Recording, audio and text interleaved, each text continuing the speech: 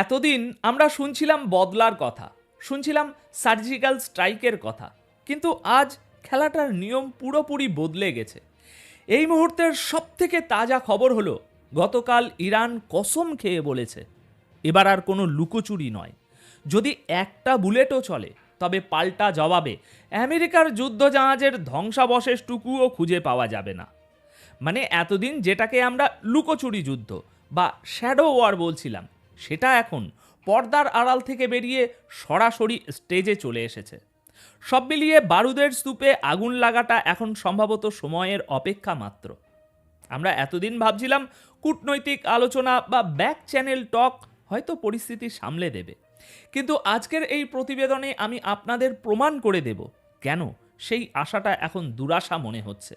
আজকের ভিডিওটা খুব মনোযোগ দিয়ে দেখবেন। আজকের প্রথম এবং সবচেয়ে বড় ব্রেকিং, ইরান অফিসিয়ালি ঘোষণা করেছে যে তাদের উপর যে কোনো ধরনের হামলা, তা সে ছোট হোক বা বড়, সেটাকে টোটাল ওয়ার বা সর্বাত্মক যুদ্ধ হিসাবে গণ্য করা হবে। এই ঘোষণা কেন সামরিক সমীকরণ বদলে দিচ্ছে তা জানাবো। দ্বিতীয় খবর, তুরস্কের ইন্টেলিজেন্স বা গোয়েন্দা বিভাগ থেকে পাওয়া রেড ফ্ল্যাগ ওয়ার্নিং। তুরস্ক পরিষ্কার দেখতে পাচ্ছে ইসরায়েল এই মুহূর্তে ইরানে হামলার জন্য পারফেক্ট সুযোগ খুঁজছে। কেন তুরস্ক এত বিচলিত? চলুন আর দেরি না করে সরাসরি মূল বিশ্লেষণে প্রবেশ করি। দেখুন, এতদিন আন্তর্জাতিক রাজনীতিতে একটা অলিখিত নিয়ম ছিল, যাকে আমরা বলি প্রপোর্শনেট রেসপন্স। মানে হলো, আপনি আমাকে একটা ড্রোন মারলে আমি আপনাকে একটা ড্রোন মারব, আপনি আমার অ্যাম্বাসিতে হামলা করলে আমি আপনার অ্যাম্বাসিতে হামলা করব। এটাকে বলা হয় ম্যানেজ কনফ্লিক্ট। কিন্তু আজ এই গল্পের মোড় ঘুরে গেছে।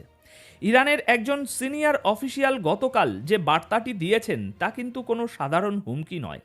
তিনি স্পষ্ট ভাষায় বলেছেন, কাইনেটিক, লিমিটেড, আনলিমিটেড বা সার্জিক্যাল স্ট্রাইক, এই শব্দগুলো ডিকশনারি থেকে মুছে ফেলুন। এর মানে কি জানেন? এর মানে হলো, আমেরিকা বা ইসরায়েল যদি ভাবে যে তারা ইরানের কোনো নির্দিষ্ট একটা এলাকায় বা নিউক্লিয়ার সাইটে ছোট একটা হামলা করে বলবে আমরা শুধু ওইটুকুই করতে চেয়েছিলাম, যুদ্ধ চাই না, তাহলে তারা ভুল ভাবছে। ইরান আজ পরিষ্কার করে দিয়েছে, যে কোনো আক্রমণ, তা যত ছোটই হোক না কেন, সেটাকে তারা অল আউট ওয়ার বা পূর্ণাঙ্গ যুদ্ধ হিসাবেই ট্রিট করবে। ইরান এটাও বলেছে যে এই যুদ্ধের জবাব এমন হবে যা পৃথিবী আগে কখনো দেখেনি। আমেরিকার রণতরী বা ইসরায়েলের মিলিটারি বেস, কোনো কিছুই তাদের টার্গেটের বাইরে থাকবে না। দেখুন, ইরানের মতো একটি দেশ যার কাছে হাজার হাজার ব্যালিস্টিক মিসাইল মাটির নিচে সাজানো আছে, তারা যখন টোটাল ওয়ারের কথা বলে তখন সেটাকে হালকাভাবে নেওয়ার কোনো সুযোগ নেই। ইরানি অফিসিয়ালরা দাবি করছেন তারা আজ সেই 12 দিনের যুদ্ধের সময়ের চেয়েও অনেক বেশি শক্তিশালী অবস্থানে আছেন। তাদের আঙুল এখন ট্রিগারে, বা বলা ভালো ঘোড়ায় চড়ে বসে আছে। এখন প্রশ্ন হলো, কেন হঠাৎ এই চরমপন্থা? খেয়াল করুন ডোনাল্ড ট্রাম্পের সাম্প্রতিক মুভমেন্ট। ট্রাম্প স্পষ্ট হুমকি দিয়েছেন যে ইউএস মিলিটারি শিপস ইরানের দিকে এগোচ্ছে। তিনি বলেছেন, ইরান যদি তাদের নিউক্লিয়ার বা মিসাইল প্রোগ্রামে কাজ চালিয়ে যায় তবে আরও বড় স্ট্রাইক আসছে। ঠিক এই হুমকির জবাবেই ইরানের রেভলিউশনারি গার্ড বা আইআরজিসির এই কাউন্টার থ্রেট। আইআরজিসির বক্তব্য অত্যন্ত পরিষ্কার, সৈয়দ আয়াতুল্লাহ আলী খামিনির নির্দেশে যে কোনো অ্যাকশনের রিয়াকশন হবে তাৎক্ষণিক এবং পূর্ণ শক্তিতে। তারা বলছে, আমেরিকা বা ইসরায়েল যদি কোনো মিসক্যালকুলেশন বা ভুল হিসেব কষে তবে তার মাসুল হবে ভয়াবহ। এখানে একটা বিষয় খুব ইন্টারেস্টিং, এবারের পরিস্থিতি কিন্তু ভিন্ন। কেন জানেন? কারণ অল আউট ওয়ার শব্দটা এর আগে ইরান কখনো অফিসিয়ালি ব্যবহার করেনি। অর্থাৎ ইরান এখন ডিফেন্সিভ মোড থেকে সরে অফেন্সিভ ডিটারেন্সে চলে গেছে। তারা বোঝাতে চাইছে আমাদের হারাবার কিছু নেই, কিন্তু তোমরা যদি আমাদের গায়ে হাত দাও তবে তোমাদের পুরো অঞ্চল আমরা জ্বালিয়ে দেব। এটা কি শুধুই ব্লফ বা ফাঁকা আওয়াজ? হতে পারে, কিন্তু জিওপলিটিক্সে যখন কোনো দেশ নিজের অস্তিত্ব নিয়ে সংকটে পড়ে তখন ব্লফ আর বাস্তবতার সীমারেখা মুছে যায়। ইরান জানে ট্রাম্প ক্ষমতায় ফিরে আসার পর আমেরিকা এখন আনপ্রেডিক্টেবল। তাই তারা আগে ভাগেই ম্যাডম্যান থিওরি অ্যাপ্লাই করেছে। অর্থাৎ তারা বিশ্বকে দেখাচ্ছে যে তারা কতটা পাগল হতে পারে, যাতে আমেরিকা ভয়ে হামলা না করে। এবার আসি দ্বিতীয় খবরে, যেটা অনেকেই হয়তো এড়িয়ে যাচ্ছেন, কিন্তু আমার মতে এটা অত্যন্ত ক্রুশিয়াল। তুরস্কের পররাষ্ট্রমন্ত্রী হাকান ফিদান, মনে রাখবেন এই লোকটা কোনো সাধারণ পলিটিশিয়ান নন। ইনি তুরস্কের ইন্টেলিজেন্স এজেন্সির প্রধান ছিলেন। অর্থাৎ যখন হাকান ফিদান কথা বলেন তখন তিনি কোনো ওই রাজনৈতিক ভাষণ দেন না, তিনি ইন্টেলিজেন্স রিপোর্টের ভিত্তিতে কথা বলেন।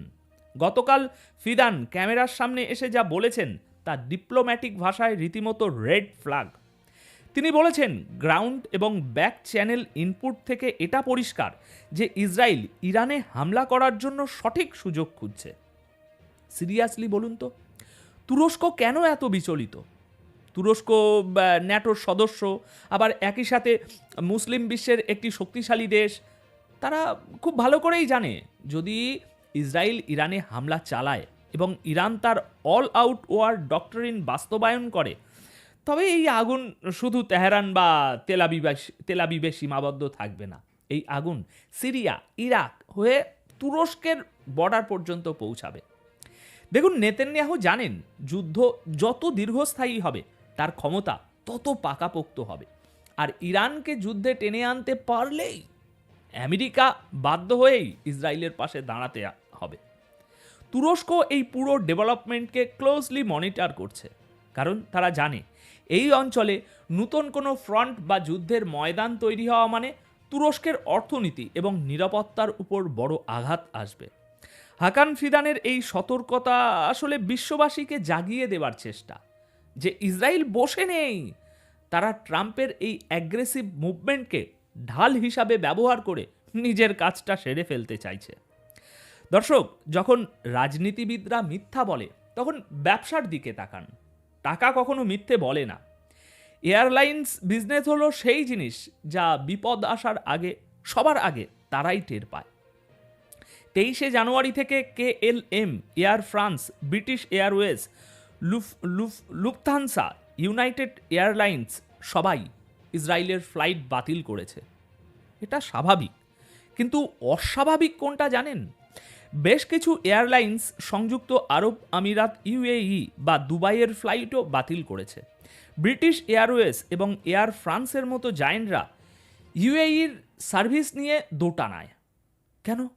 দুবাই তো নিরাপদ, তাই না? এখানেই গল্পের মোড় ঘুরছে। জিওপলিটিক্যাল ম্যাপের দিকে তাকান। ইরান যদি ইসরায়েলে মিসাইল মারে অথবা ইসরায়েল যদি ইরানে স্ট্রাইক করে, সেই মিসাইল বা যুদ্ধবিমান কোন দেশের উপর দিয়ে যাবে? ইরাক এবং ঠিক ধরেছেন, সৌদি আরব ও UAEর আকাশ সীমা দিয়ে। ইউরোপ থেকে UAE যেতে হলে অনেক সময় ইরানের আকাশ সীমার পাশ দিয়ে বা কিছুটা ভেতর দিয়ে যেতে হয়। এয়ারলাইন্সগুলো জানে ইরান যখন টোটাল ওয়ার ঘোষণা দিয়েছে তখন আকাশ আর নিরাপদ নয়। 2020 সালের ইউক্রেনিয়ান বিমানের সেই কথা মনে আছে তো, যেটা ভুল করে ইরান নামিয়ে দিয়েছিল? সেই ভয়টা আবার ফিরে এসেছে। ফ্লাইট ক্যান্সেল করা মানে শুধু যাত্রী ভোগান্তি নয়, এটা একটা সিগন্যাল যে ইন্টেলিজেন্স কমিউনিটি বড় কিছুর আশঙ্কা করছে। তাই এই এয়ার লকডাউন কোনো সাধারণ ঘটনা নয়, এটা আসন্ন ঝড়ের পূর্বাভাস। এখন সবশেষে পুরো চিত্রটা একবার মিলিয়ে দেখুন। একদিকে ইরান বলছে একটা টোকা দিলে আমরা হাত ভেঙে দেব, অন্যদিকে ট্রাম্প এবং আমেরিকা তাদের রণতরী সাজাচ্ছে। মাঝখানে তুরস্কের ইন্টেলিজেন্স বলছে ইসরায়েল তো তৈরি হয়েই বসে আছে, আর ওপরে আকাশে এয়ারলাইন্স ভয়ে পালাচ্ছে। কিন্তু মনে রাখবেন, এই ঘটনার পর মধ্যপ্রাচ্য আর আগের মতো থাকবে না। ইরান অফিসিয়ালি নিউক্লিয়ার পাওয়ার হিসাবে আত্মপ্রকাশ করার এটাই শেষ ধাপ হতে চলেছে। তাহলে পরিস্থিতি কি ঠান্ডা হবে? আমার মনে হয় বল এখন আর কূটনীতিবিদদের কোর্টে নেই, বল এখন জেনারেলদের কোর্টে। আর জেনারেলরা যখন সিদ্ধান্ত নেয় তখন তো রক্ত ঝরবেই। এখন আপনার কি মনে হয়, ইরানের এই অল আউট ওয়ার ঘোষণা কি আমেরিকাকে পিছু হটতে বাধ্য করবে, নাকি এটাই হবে সেই কারণ যা আমেরিকাকে ইরানে হামলার অজুহাত এনে দেবে? নিচের কমেন্ট বক্সে অবশ্যই আপনাদের মতামত জানান, কারণ আপনার মতামত আমাদের কাছে খবরের চেয়েও বেশি গুরুত্বপূর্ণ। দেখা হবে পরের প্রতিবেদনে, ততক্ষণ পর্যন্ত চোখ রাখুন খবরের দিকে। ধন্যবাদ আপনাদের সকলকে।